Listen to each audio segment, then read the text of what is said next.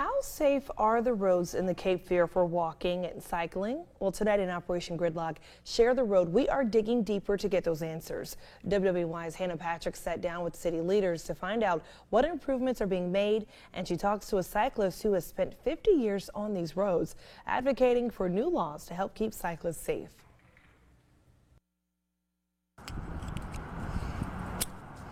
Wilmington was a much different place in 1966.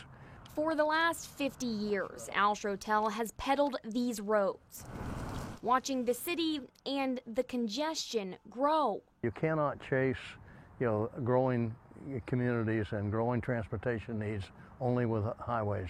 You've got to use other modes. But with congestion comes the need for more safety. Any cyclist has been riding for any time will have had, close encounters. That's why Schroetel has also been advocating for the Cape Fear cyclists. Terry Benji was kind of one of the real founders of Cape Fear Cyclists almost 40 years ago here in Wilmington.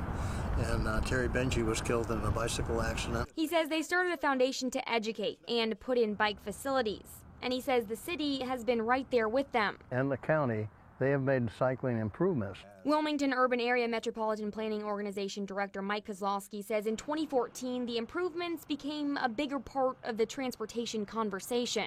The citizens identified walking and biking as the #1 need. Kozlowski says they set aside $20 million for bike and pedestrian improvements in the 2014 transportation bond. There have been 2 projects completed through that, those both being sidewalk projects on 23rd Street, also on Oleander Drive. Kozlowski says there are a number of other projects in design, and he says the city and the Department of Transportation have since adopted complete street policies.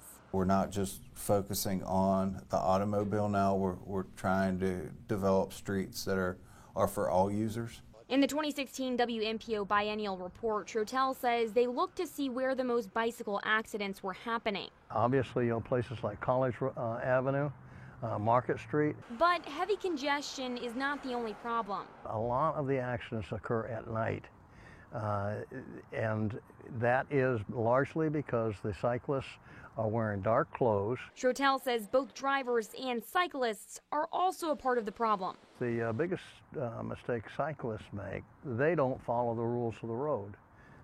Bicycles are, by North Carolina law, a legal vehicle. And as for drivers, he says there's a lack of patience. And motorists will say, I can squeeze by this cyclist or a cyclist, and it's going to be a little tight, there's an oncoming car or something like that, but it's really important for me to save these 3 seconds.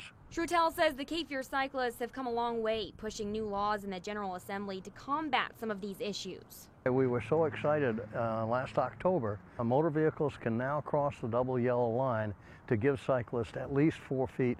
So how do you keep up with the congestion while also keeping everyone on the road safe? What we're trying to do is trying to change the mindset to have people utilize walking, biking, public transportation. Whether it's new legislation, more bike lanes, or more education, as long as the city keeps growing, the community is going to have to rely on new ways to get around. In Wilmington, Hannah Patrick, WWAY News.